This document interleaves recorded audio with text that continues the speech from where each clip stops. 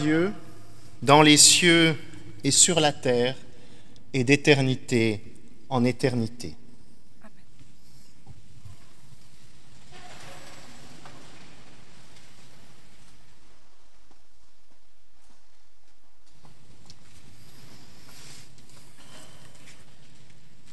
Frères et sœurs, voici un an, un peu plus, que j'étais devant vous pour la dernière fois, à la veille d'une vague qui devait renverser bien de nos certitudes et dont nous ne supposions pas forcément alors quelle serait cette vague violente qui a renversé beaucoup de nos convictions.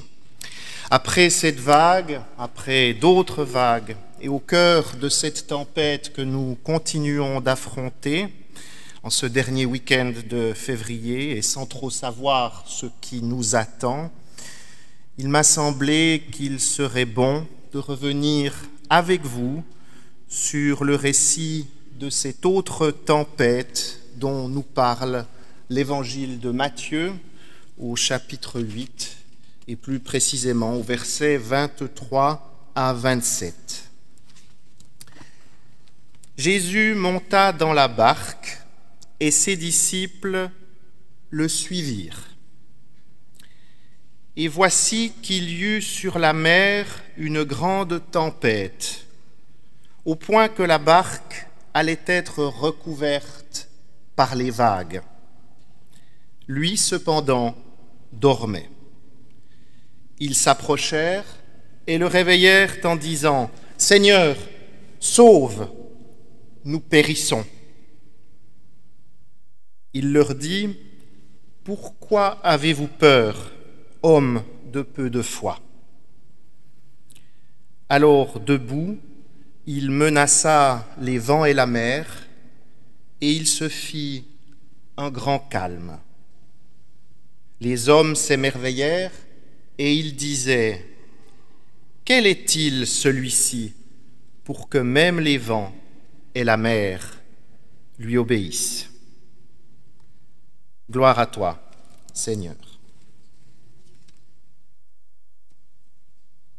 Et je vous invite à vous lever pour chanter avec moi dans le recueil Louanges et prières le cantique 310. Les 3 strophes.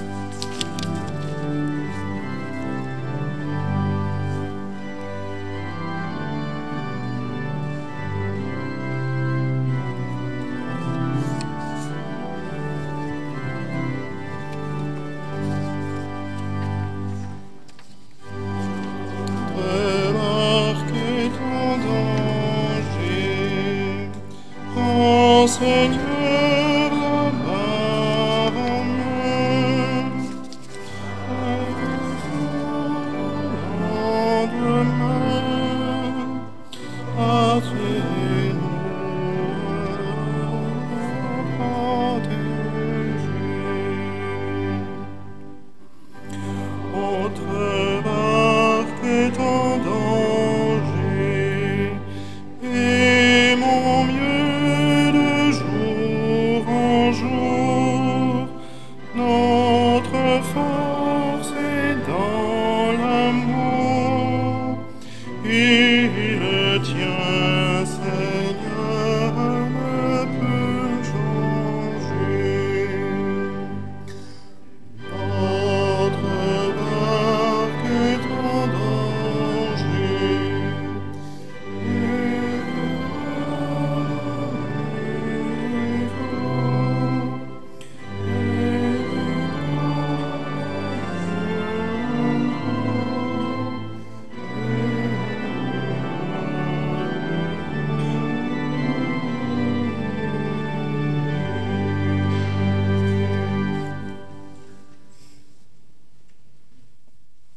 Prions encore.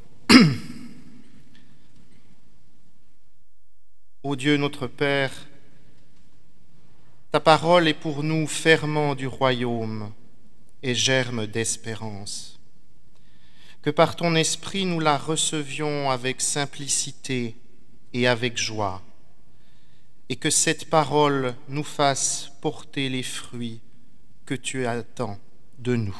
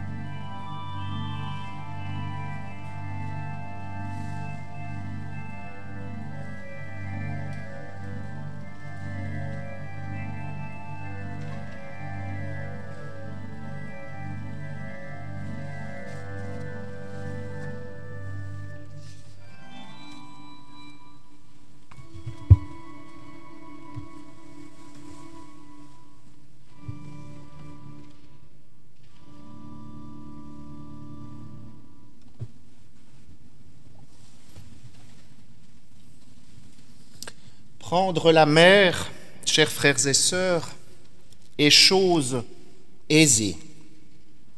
Mais affronter la tempête ne l'est jamais. Larguer les amarres, s'embarquer pour de nouveaux horizons, appréhender le cœur plein d'espérance, les vastes étendues marines emplies d'embrun, ce sont là des expériences grisantes qui nous font nous porter au-devant des événements avec le sentiment d'une plénitude sans pareille. Ce n'est donc pas sans raison que dans sa correspondance avec Sigmund Freud, Romain Rolland parlait du sentiment religieux comme d'un sentiment océanique. Et il est bien possible que la traversée entreprise nous permette d'accomplir ce je ne sais quoi qui, au fond de nous, nous appelle à saisir la vie à pleine main, comme le marin se saisit des cordages du gréement de son bateau, lancé sur l'onde heureuse d'un espace infini et baigné de soleil. Il n'est même pas à exclure que la vague nous ramène sans cesse vers elle, avec en nous plus que le désir, le besoin de prendre la mer parce que la terre nous brûle les pieds, comme l'écrivait Herman Melville. Oui, prendre la mer peut être aisé, mais affronter la tempête ne l'est jamais. Certes, faire l'expérience de l'ouragan n'est pas une nécessité. Nombreux sont les passagers de navires d'agrément à n'avoir jamais connu plus qu'un petit tangage que seul le voyageur inexpérimenté trouvera angoissant. Mais le marin de profession, le pêcheur de haute mer, le capitaine au long cours, l'officier de quart, lui, sait que derrière quelques vaguelettes accompagnées de nuages peut se cacher le pire des tourbillons et qu'il faut s'y attendre. Et c'est d'ailleurs parce qu'il sait ce dont la mer est capable qu'il la craint et la respecte. Notre temps, avec ses progrès de toutes sortes, nous a fait quelque peu oublier que la mer fut et demeure non seulement un gouffre mortel, mais aussi ce lieu au cœur duquel nos espaces humains les plus profonds peuvent se retrouver mis à nu, comme dévoilés au passage d'une tempête emportant tout derrière elle. Car cette expérience de la tempête qui emporte tout sur son passage et peut broyer le frêle esquif dans un fracas assourdissant, c'est pour beaucoup d'entre nous l'expérience de la vie elle-même, le fruit de notre traversée de l'existence. Car nos vies sont comme autant de navires glissant sur les gouffres amers et ne mesurant pas combien l'existence peut tout à coup se retrouver démontée par une brise se changeant en bourrasque destructrice. Combien d'entre nous se sont-ils lancés dans un mariage, dans un emploi ou dans une cause avec la joie du matelot chantant le départ pour voir finalement leur fier trois-mâts sombrer, brisé par une lame inattendue ou au contraire rompu sur les rochers du quotidien? Combien d'entre nous voient leurs existences voguant naguère à leur rythme de croisière, désormais ballottés par les conséquences d'une pandémie dont nous pouvions peut-être entreapercevoir les nuages annonciateurs, mais dont nous ne pensions pas qu'elle nous heurterait, nous, vous et moi, si vite et si violemment. Et combien d'entre nous n'ont-ils pas vu leurs proches perdus, corps et âme, engloutis par cette vague ultime qui, violente ou douce, finira par nous emporter toutes et tous, cette vague de la mort. Oui, prendre la mer, s'engager dans la traversée de la vie est une chose aisée, mais affronter la tempête ne l'est jamais. Ce n'est pas pour rien qu'au cœur du XVIe siècle, le réformateur suisse Ulrich Zwingli appelle Dieu à prendre lui-même la barre en main, ainsi que nous l'avons chanté, et même si, dans le texte original de ce cantique, il n'est pas question d'une barque, mais bien d'une voiture. Les traducteurs de son cantique en français ne se sont cependant pas trompés, car c'est probablement bien à l'épisode de la tempête apaisée et au cri des disciples « Seigneur, sauve !» que faisait référence le pasteur de Zurich lorsqu'il écrivit ce qui représente encore, en tout cas pour les églises de Suisse alémanique, le pendant helvétique du choral réformateur « C'est un rempart que notre Dieu ». C'est d'ailleurs une lecture aussi ancienne que l'Église elle-même que de la comparer à une barque en danger, puisqu'on retrouve déjà l'image du navis ecclésié, du navire de l'Église, chez un auteur comme Tertullien, à la fin du IIe siècle de notre ère. Mais c'est surtout l'un des sens probables que Matthieu, dans son adaptation du récit de Marc que nous avons lu, a voulu mettre en évidence en insistant d'abord sur le danger qui menace la barque, prête à être recouverte par les vagues. Avant donc de se préoccuper du sort des disciples, en un temps où probablement la communauté de Matthieu était menacée par des persécutions. Mais au-delà de ce sens ecclésiologique si fort, c'est bien celui que l'expérience de la tempête peut éveiller en chacun de nous qui se trouve au cœur du récit tel que Matthieu le reprend de l'évangile de Marc. Car si c'est bien la barque de l'Église qui se voit mise en danger, la peur que ce danger soudain suscite est bien celle des disciples pris chacun pour lui-même. Une peur que Matthieu, d'ailleurs, décrit sans s'embarrasser de vraisemblance en ne parlant pas de tempête, mais d'un tremblement de terre, puisque le terme qu'il utilise en grec est le terme séismos, qui a donné notre séisme en français. Ce que Matthieu veut, je crois, nous dire ainsi, c'est que par-delà le risque immédiat qu'une tempête peut faire peser sur l'existence des marins, toute vie, parce qu'elle est vie, se trouve menacée par un ébranlement, un renversement, voire un effondrement. Cette tempête dont il est question, ce n'est pas seulement celle qu'expérimentent les disciples, c'est celle qui peut renverser les certitudes de toute époque, de toute communauté et de tout individu. Ce dont il est ici question, c'est bien de notre Église, de nos certitudes et finalement de notre manque de foi dans la tempête de notre temps. Prends, Seigneur, la barre en main, nous dit le cantique de Zwingli. C'est ici sans doute que se révèle une différence notoire entre le chant réformateur et le récit de la tempête de Matthieu. Car celui auquel en appelle Zwingli, c'est le créateur de toutes choses, le Dieu providentiel qui, comme l'écrivit Calvin, tient en sa main le gouvernail du monde. Or, dans notre récit, c'est à Jésus qu'en appellent les disciples, c'est-à-dire à un homme de chair et d'os, de surcroît présent sur le navire.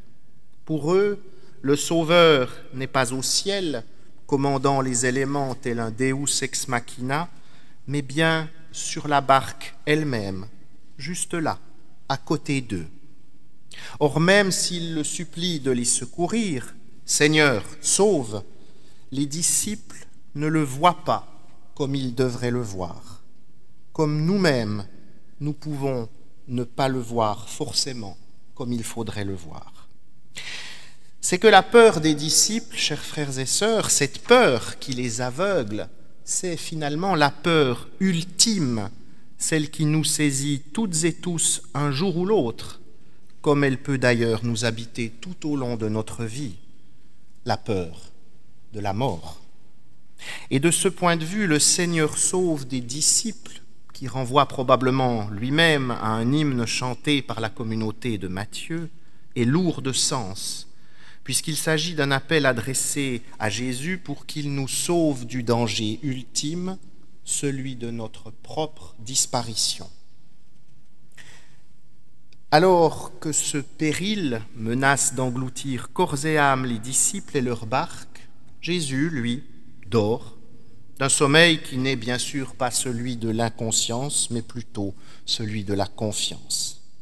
Et s'il se réveille, ce n'est pas comme tout capitaine dont le navire serait pris dans la tourmente pour se précipiter sur la passerelle et se saisir de la barre.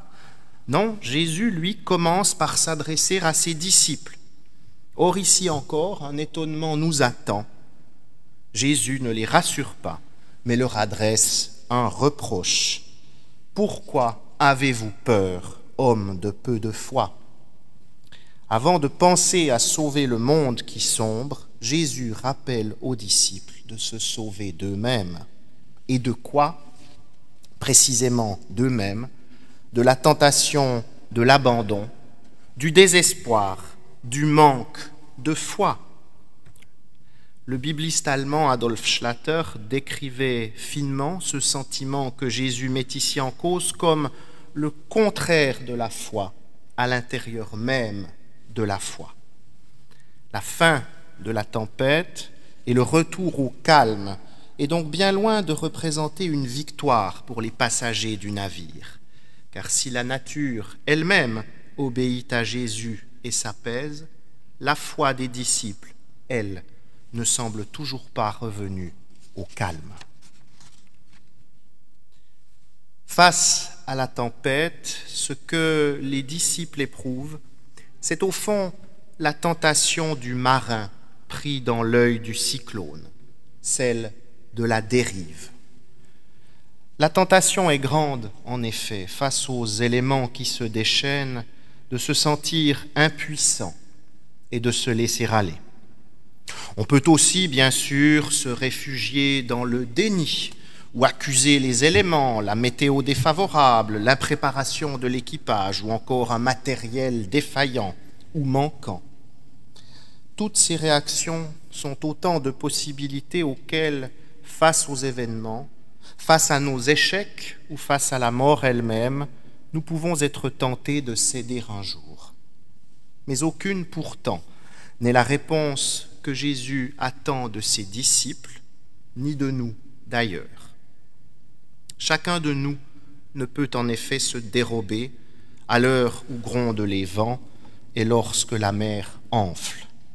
Nous sommes toutes et tous embarqués dans la vie, avec ses heures et ses malheurs, embarqués dans une existence qui nous est donnée et que nous n'avons pas choisie, embarqués sur un navire, dans une famille, une société, une culture qui n'est pas le fruit de notre choix, mais un donné qui nous est en quelque sorte imposé.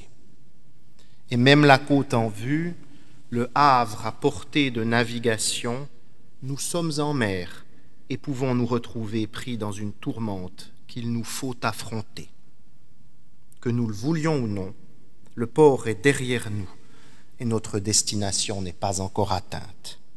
Et que nous le voulions ou non, avec nos forces et nos faiblesses, nous sommes face à la tempête et nous nous trouvons sommés, requis de faire front.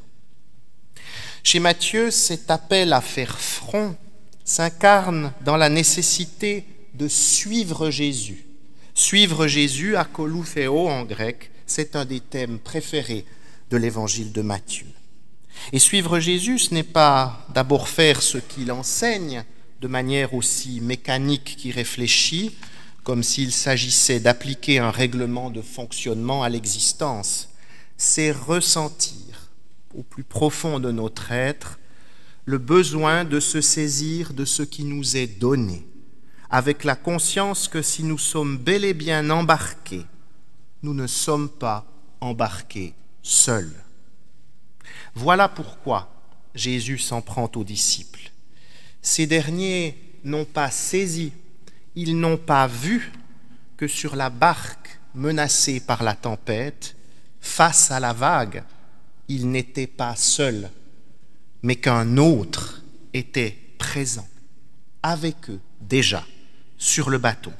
Ils n'ont pas vu que sur cette barque ballottée par des flots démontés, un autre était là, celui-là même qu'ils avaient suivi, avec lequel ils avaient embarqué et dont ils espéraient tant. Était-ce le capitaine de la barque, celui qui au fond sait que son navire passera outre et le dirige avec assurance vers son port d'attache? Non, celui dont il est ici question n'est qu'un simple passager parmi les passagers, mais un passager qui, le moment venu, sait parler aux disciples pour leur rappeler qu'il est là et que la peur n'est pas la réponse à la menace de la submersion. Ce que nous dit le récit de la tempête apaisée, c'est que face à la vague, au cœur même de la tempête de la vie, nous ne sommes pas seuls. Il y aura toujours quelqu'un avec nous. Ce quelqu'un n'a pas de visage précis, pas d'identité qui nous permettrait de le reconnaître avec assurance. Il est ce tu qui, au détour d'une rencontre, d'une lecture, d'une expérience profondément humaine, vient nous dire, comme le Christ de Matthieu à la fin de son évangile, « Voici, je suis avec vous tous les jours jusqu'à la fin des temps. » Ce que l'évangile de Matthieu nous dit aujourd'hui, ici et maintenant, c'est que quel que soit notre destin, quelles que soient les tempêtes que nous aurons à affronter et desquelles peut-être nous ne ressortirons pas indemnes, nous ne sommes pas seuls. Ce qu'il nous est annoncé, c'est que, où que nous devions aller, quelles que soient les vagues qui nous frapperont et peut-être nous engloutiront, nous ne sommes pas seuls, mais que quelqu'un est déjà là, avec nous, tout près, pour nous rappeler toujours et encore que la seule chose susceptible de nous permettre de faire front, c'est l'amour dont Jésus a été et demeure le symbole divin. Voilà pourquoi il vaut la peine de se souvenir de cette merveilleuse strophe du cantique de Zwingli que nous avons chanté et de tenter d'en vivre dès à présent. Aimons mieux de jour en jour, notre force est dans l'amour, et le tien, Seigneur, ne peut changer. Amen.